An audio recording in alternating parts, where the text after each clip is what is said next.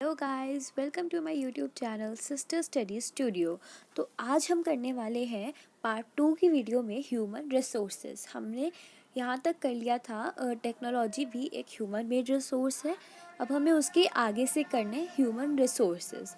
तो मैंने आपको अपनी पार्ट 1 वीडियो में ये बताया था कि हमारे एग्ज़ाम में एक क्वेश्चन आता है कि व्हाट इज़ नहीं सॉरी कि वाई ह्यूमन मेड, जैसे कि व्हीकल्स हैं, मशीनरीज हैं, टेक्नोलॉजीज़ हैं, ये सब एक ह्यूमन मेड रिसोर्सेज क्यों हैं और ये इम्पॉर्टेंट क्यों हैं। ठीक है, तो हम इसको डिस्कस करेंगे जब हम ह्यूमन मेड रिसोर्स पढ़ लेंगे और ह्यूमन रिसोर्स डेवलपमेंट पढ़ लेंगे। ठीक है, फिर हमारा ये फिनिश हो जाएगा और आपको जो मैंने क्वेश्चन आपको बताया है वो भी आपको आ जाएगा। ठीक है, तो so people like us use natural resources to make human made resource, said Mona nodding in understanding. Yes, said Raju. तो गाइस देखिए, यहाँ पे जो इसमें चैप्टर में राजू और मोना वगैरह हैं, वो कहते हैं कि पीपल जो हैं वो लाइक करते हैं नेचुरल रिसोर्स को कन्वर्ट करने में ह्यूमन मेड रिसोर्स।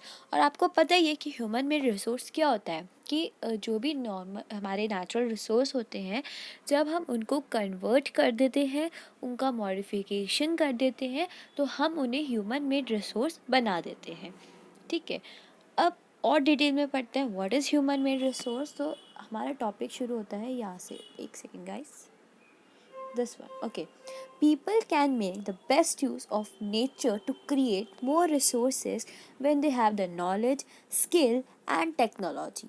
तो गाइस देखिए, हम एक ही तरीके से ह्यूमन रिसोर्स बना सकते हैं। अगर आपको मैं कोई काम दूँ, सपोज़ कीजिए कि हमारी टीचर जो भी हमें कोई असाइनमेंट्स देती है या कोई क्वेश्चन देती है, तब हम उसको अपनी नॉलेज से सॉल्व कर पाते हैं ना। क्या अगर आपको उसकी नॉलेज नहीं होगी कि ये क्वेश्चन कैसे सॉल्व होगा, तो आप कर सकेंगे नहीं। तो इसी तरीके से हम जब कन्वर्ट करते हैं नेचुरल रिसोर्स को into the human made resource, तो जो हम ये मॉडिफिकेशन कर रहे हैं, इसके लिए हमें नॉलेज चाहिए। अगर हमें नॉलेज नहीं होगी कि इसको कैसे करते हैं, ये क्या होता है, तो हम नहीं कर पाएंगे। और स्किल होता है कि हमें करने का तरीका आना चाहिए कि उसको हम कैसे कन्वर्ट करेंगे। ओके, और साथ ही साथ हमें इसकी टेक्नोलॉजी चाहिए। अब आप हाथों से तो ये सब कन्वर्जन नहीं करेंगे, और टेक्नोलॉजी के बिना तो आज के ज़माने में हम कुछ नहीं कर सकते। तो इसलिए ह्यूमन मेड रिसोर्सेज के लिए 3 चीज़ें चाहिए, that is knowledge, skill and technology. ठीक है, इसको याद कर लीजिए। वैसे याद करने की भी ज़रूरत नहीं है आपको, ये कॉमन सेंस है। अगर आपको कोई टीचर, जैसे मैंने आपको एग्जांपल दिया था कि क्वेश्चन आए तो आप उसको कैसे सॉल्व करेंगे, अगर आपको नॉलेज है, स्किल है, टेक्नोलॉजी भी का ज़रूरत नहीं है इसमें। बट आज जैसे कोरोना काल में हम देखें तो टेक्नोलॉजी तो चल रही है। अगर टेक्नोलॉजी में हमारे स्कूल्स मतलब फ़ोन से स्कूल्स ना होते हमारे, तो हम वो क्वेश्चन नहीं कर सकते थे जो हमारे एग्ज़ाम्स वगैरह ये सब हो रहे हैं, है ना। तो इसलिए knowledge, skill and technology are very important. और यही तीनों चीज़ें ही ह्यूमन बींग्स की जो ह्यूमन मेड रिसोर्स हैं उसको स्पेशल रिसोर्स बनाता है, यानी इम्पॉर्टेंट रिसोर्स बनाता है। तो आपका 1 मार्क का क्वेश्चन एग्जाम में ये आ सकता है, या फिर 3 मार्क्स का भी आ सकता है कि why human beings are a special resource. हम भी तो जो ह्यूमन बींग्स हैं, हम भी एक स्पेशल रिसोर्सेज हैं। क्यों? क्योंकि हम उसे नॉलेज से कन्वर्ट कर सकते हैं, स्किल से कन्वर्ट कर सकते हैं एंड रिसोर्स से कन्वर्ट कर सकते हैं। और हम लोग भी जो पीपल हैं वो भी एक ह्यूमन रिसोर्स हैं, क्योंकि हमने भी एक दूसरे से खुद को ही बनाया है रिप्रोडक्शन वगैरह करके। Okay, sorry. तो अब आगे क्वेश्चन आता है, क्वेश्चन नहीं आगे रीड होते हैं। Education and health help in making people a valuable resource. जो एजुकेशन है, यानी जो भी नॉलेज और स्किल आपको मिल रही है एजुकेशन से, और हेल्थ जो आपकी बन रही है, वो भी हेल्प करती है हमको, हम लोगों पीपल को एक स्पेशल, इम्पोर्टेंट और वैल्यूएबल रिसोर्स बनाने में। अब कैसे, देखिए जरा, अगर आपको एजुकेशन नहीं है, अगर आप एजुकेटेड मैन नहीं हो, यानी आपके पास नॉलेज नहीं है, स्किल नहीं है, और बिना इन चीज़ के ह्यूमन बीइंग एक स्पेशल वैल्यूएबल रिसोर्स नहीं बन सकता। ठीक है, एजुकेशन से ही हम सब कुछ कर सकते हैं, एजुकेशन से ही हम अपनी कंट्री में डेवलपमेंट ला सकते हैं। और हेल्थ तो बहुत इम्पॉर्टेंट है। अगर आपने इतनी एजुकेशन ले भी ली कि आप एक बहुत अच्छी पोस्ट पे जा सकते हैं जॉब करके या बिजनेस करके, पर आपकी हेल्थ ही अच्छी नहीं है, तो आप क्या कर सकेंगे फिर?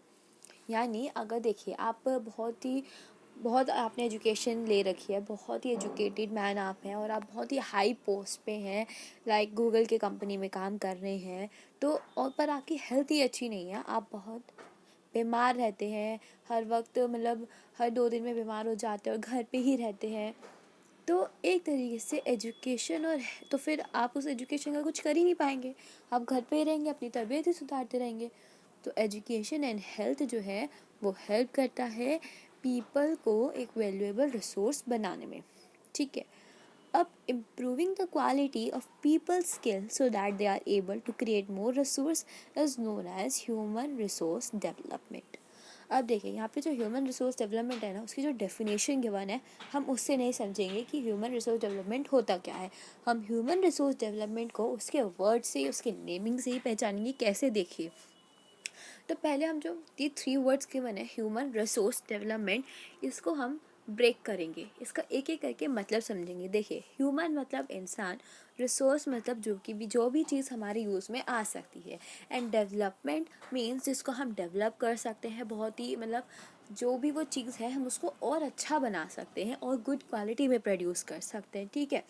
तो अगर हम उसे और अच्छा बना रहे हैं, यानी हम उसकी क्वालिटी जो है कितना बढ़िया है कितना बेकार है वो और इम्प्रूव कर रहे हैं। और किससे इम्प्रूव कर रहे हैं? पीपल की स्किल, तभी तो ह्यूमन रिसोर्स है यहाँ पे। और ह्यूमन के पास क्या है? नॉलेज है, स्किल है, टेक्नोलॉजी है। तो ह्यूमन रिसोर्स जो है वो डेवलपमेंट ला रहा है। डेवलपमेंट यानी इम्प्रूव करना क्वालिटी को। और इम्प्रूव कौन करेगा? लोग करेंगे। और लोग कैसे करेंगे? थ्रू देयर स्किल्स, ठीक है। सो अब जब उनके पास स्किल है तब वो उससे इम्प्रूव करेंगे क्वालिटी को, और उससे हम और अच्छा रिसोर्स बना सकेंगे। तो इसे ही कहते हैं ह्यूमन रिसोर्स डेवलपमेंट, यानी इम्प्रूव करना क्वालिटी को of a people skill so that they are able to create more resource. यानी अगर आप क्वालिटी को अच्छा बनाएंगे तो आप और रिसोर्स बना पाएंगे। अब देखिए, ऐसे समझ नहीं आ रहा तो एक एग्जांपल लेते हैं। देखिए, अगर आपने एक चॉकलेट ली है, आपने 2 रुपीज़ की या 5 रुपीज़ की कोई भी एक चॉकलेट ली है, और उससे अब लोगों ने अपनी क्वालिटी इम्प्रूव करी। पहले क्या होता था, सिर्फ छोटी छोटी चॉकलेट्स आती थी 5-2 रुपीज़ की, ठीक है। अब आने लगे 100 की, 200 की, और उससे भी महंगी महंगी, है ना। तो वो कैसे आ रही हैं? लोगों ने उसका और तरीका बनाना शुरू किया, इम्प्रूव करने लगी क्वालिटी अपनी, अपने नॉलेज लगा के, उसमें अपनी स्किल लगा के क्वालिटी को और अच्छा बनाया। और उस क्वालिटी को अच्छा बना के उन्होंने और रिसोर्स बनाए। और रिसोर्स में क्या हुआ? पहले इतनी सी चॉकलेट आती थी और अब इतनी बड़ी चॉकलेट आती है ना। यही चीज़ है, ठीक है। तो अब बात करते हैं हम कंजर्विंग रिसोर्सेज। अब यहाँ पे इसका भी मतलब समझते हैं, what is conserving resource. Conserving resource होता है, देखिए, कंजर्व होता है बचाना। वेट गाइस, हाँ जी, कंजर्विंग मीन्स होता है बचाना, किसी भी चीज़ को इस तरीके से यूज़ करना कि हम उसे अपनी ज़रूरत से भी यूज़ भी कर लें, और जो चीज़ आने वाली है, जो जनरेशन आने वाली है, वो भी इजीली उसे यूज़ कर सके। तो कंजर्विंग एक तरह से होता है, जैसे आपके घर बहुत सारी चॉकलेट्स आई हैं, ठीक है, तो आप एक दिन में तो सारी नहीं खाते होगे। आप सोचेंगे कि एक दिन में एक खाता हूँ और बाकी सारी जो चॉकलेट्स हैं वो बचा के रखता हूँ, एक एक दिन करके खाऊंगा। तो उसी को कहते हैं कंजर्व करना। आपने बचा के रखी ताकि रोज़ को आपको कुछ मिले, ठीक है। फिर एक और वर्ड है रिसोर्स। उसका मतलब क्या है? अब जो चॉकलेट थी आपके लिए, वो आपके लिए एक रिसोर्स थी। रिसोर्स मतलब जो भी हमारी नीड है। अब बच्चों की नीड तो एक चॉकलेट ही होती है ना। तो कंजर्विंग रिसोर्स क्या होता है कि कोई भी रिसोर्स, कोई भी चीज़ को जब हम कंजर्व करके रखते हैं फॉर द फ्यूचर, उसी को हम कहते हैं कंजर्विंग रिसोर्स, ठीक है। अब आइए इसको रीड करते हैं। देखिए, हम रीड करेंगे ऐसे यहाँ से यूजिंग से। और मैं आपको एक चीज़ और बता देती हूँ, एग्ज़ाम में आपको यहाँ से यहाँ तक कुछ रीड नहीं करना है, ये सब में कुछ नहीं है इधर, ठीक है। इतना पैराग्राफ आप काट सकते हैं क्योंकि यहाँ पे कुछ भी नहीं है, ठीक है। तो यूजिंग से स्टार्ट करते हैं।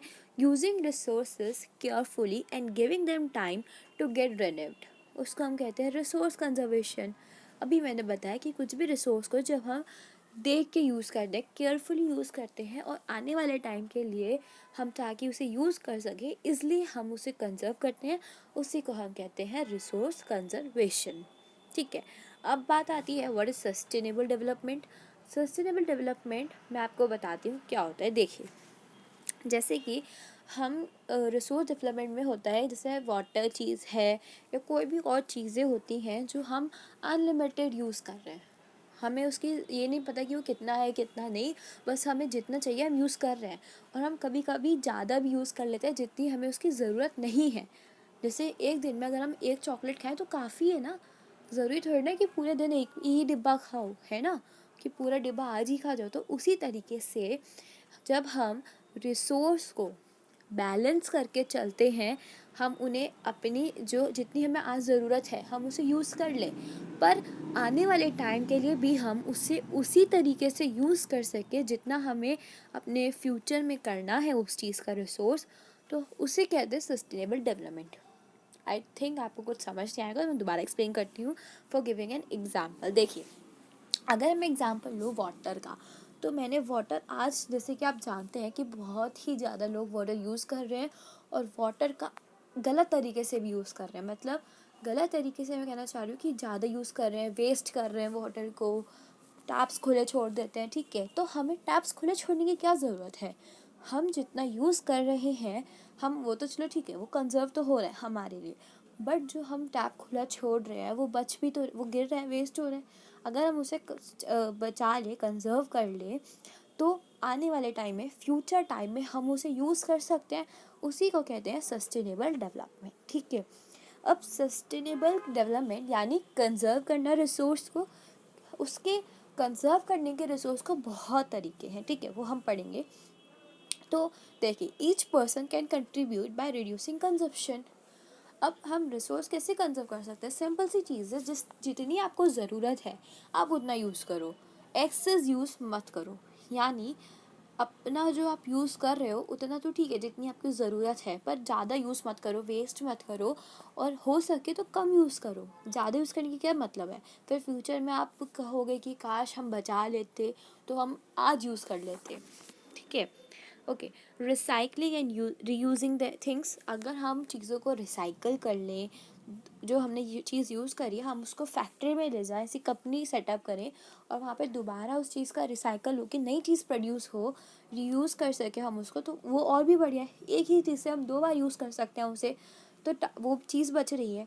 अल्टीमेटली उससे क्या होगा, जो डिफरेंस है हमारे तरीके का वो भी चेंज होगा, बट लिंक्ड भी होगा। हम अपनी फ्यूचर जनरेशन को भी अच्छे से उनकी नीड्स पूरी कर पाएंगे और अपनी भी। ठीक है, ओके, तो अब यहाँ पे मैं आपको बताती हूँ कि यहाँ से यहाँ तक कुछ रीड नहीं करना है, फालतू है। ठीक है, अब यहाँ से पढ़ते हैं। अब देखिए, यहाँ पे एक लड़की है जो बोलती है कि I am going to be a very careful not to waste paper, said Jessie, many trees are cut down to make paper.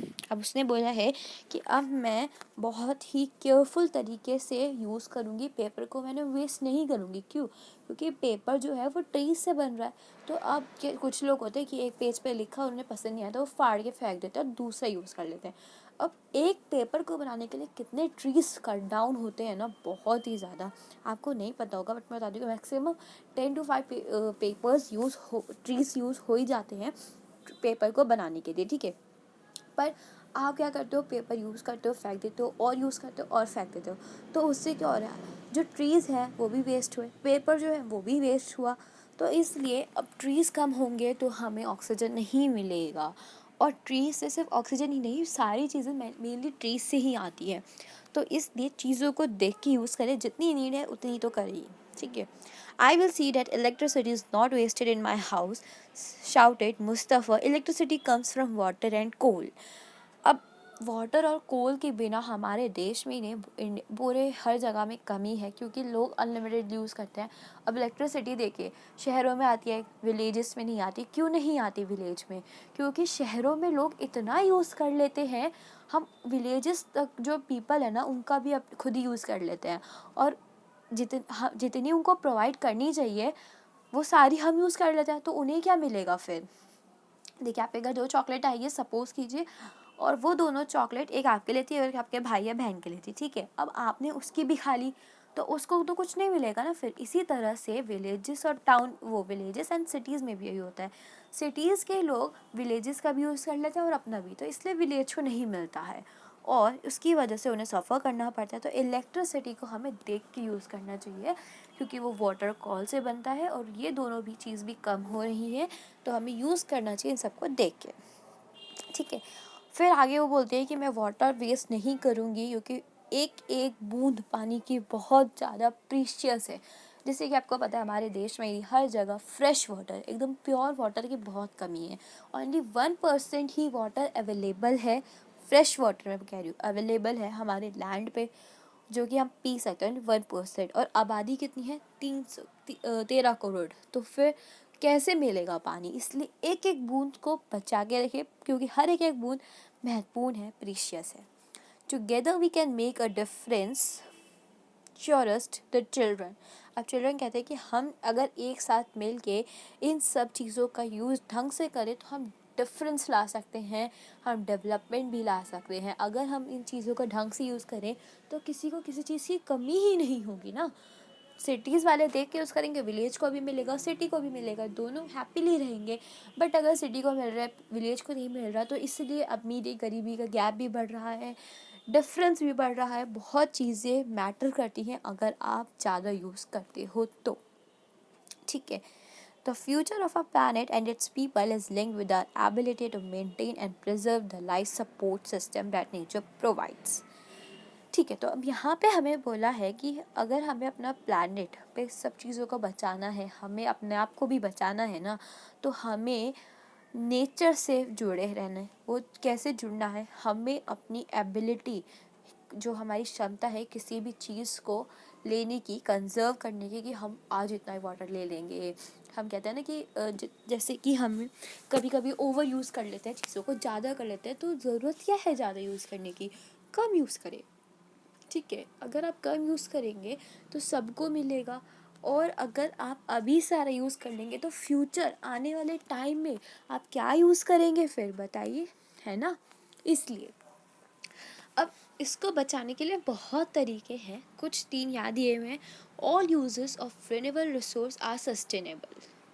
अगर हम जितने भी रिन्यूएबल रिसोर्स है वो सस्टेनेबल हैं, यानी अगर हम सस्टेनेबल, जो हमने यहाँ पढ़ा था, डेवलपमेंट करें, तो रिन्यूएबल रिसोर्सेज भी और नॉन रिन्यूएबल दोनों बचाए जा सकते हैं। और जो डाइवर्सिटी है ना हमारे लाइफ की, वो कंजर्व्ड है। डाइवर्सिटी यानी बहुत डिफरेंट टाइप्स ऑफ थिंग्स हैं हमारी अर्थ में जो कि सेम नहीं है, तो हम उनको कंजर्व करें तो कितना अच्छा होगा। अगर हम डैमेज कम कर दे नेचुरल इन्वायरमेंट सिस्टम को। अब डैमेज क्या हो रहा है नेचुरल इन्वायरमेंट को?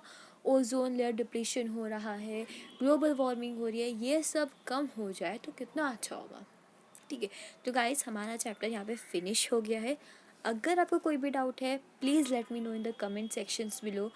और आपको नेक्स्ट वीडियो कौन सा चैप्टर पे चाहिए, आप मुझे कमेंट में ये भी बता दीजिए, मैं जल्द से जल्द उस पर भी वीडियो बनाऊंगी, ओके?